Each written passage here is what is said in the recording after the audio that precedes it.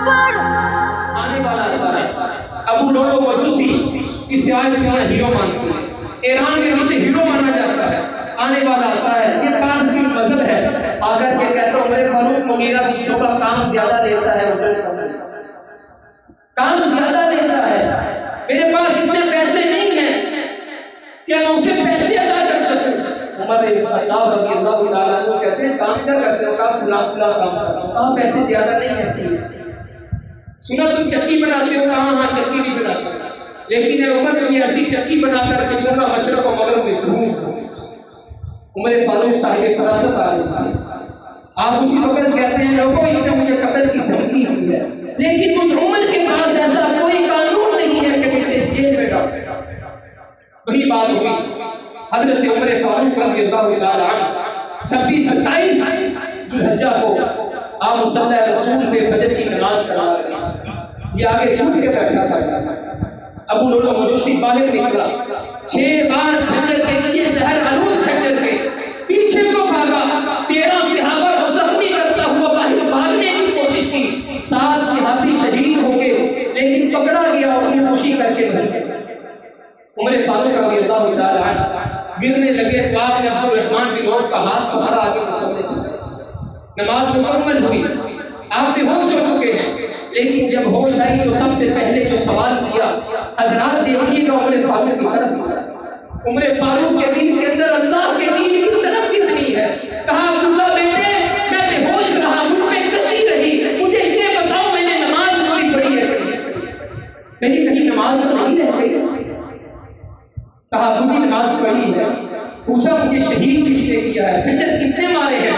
کہا لولو مجوسی نے مارے ہیں۔ آسمان کی طرف ہاتھ اٹھا کے اللہ تیرا لاکھ شکر ہے کہ مجھے کسی مسلمان نے خنجر مار کر کے عمر فاروق رضی اللہ تعالیٰ عنہ گھر میں لایا گیا، آپ کو حدیث پلائی گئی پیٹ سے باہر، آپ کو دودھ پلایا گیا پیٹ سے باہر، لوگ رونا شروع ہو گئے، مدینہ میں کوہنام مچ گیا۔ آج خلیفہ دوم اللہ کے نبی صلی اللہ علیہ وسلم کی دعاؤں کا صلہ آپ نے دعائیں کر کر کے مانگا تھا، اللہ یا ابو جہل دے دے یا عمر بن خطاب، اللہ دین اسلام کی سربلندی کے لیے میں تجھ سے عمر بن خطاب مانگتا ہوں، عمر فاروق رضی اللہ تعالیٰ۔ آج عمر فاروق رضی اللہ تعالیٰ عنہ مدینہ میں کوہنام مچ گیا، کہا عبداللہ بیٹے ادھر آؤ، کہا مجھے فرمائیے، کہا جلدی جاؤ عائشہ کے پاس جا کر کے اجازت لینا، انہیں کہنا عمر فاروق نے پیغام بھیجا ہے امیر المومنین کا کہنا۔ کہا پوری ہوگی، کہا آج کے بعد میں امیر المومنین نہیں رہا بلکہ اپنا غلام۔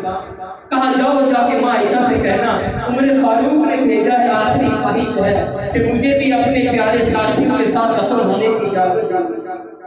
اما عائشہ فرماتی ہیں عبداللہ اللہ کی قسم میرا دل تو یہ تھا کہ پیارے رسول اللہ صلی اللہ علیہ وسلم کے ساتھ تیری قبر بنتی، لیکن جو کہ عمر فاروق نے پیغام بھیجا ہے میں عائشہ اس بات کو حوالہ نہیں کرتی، عمر فاروق ان سے جگہ مانگے تو اسے لائے۔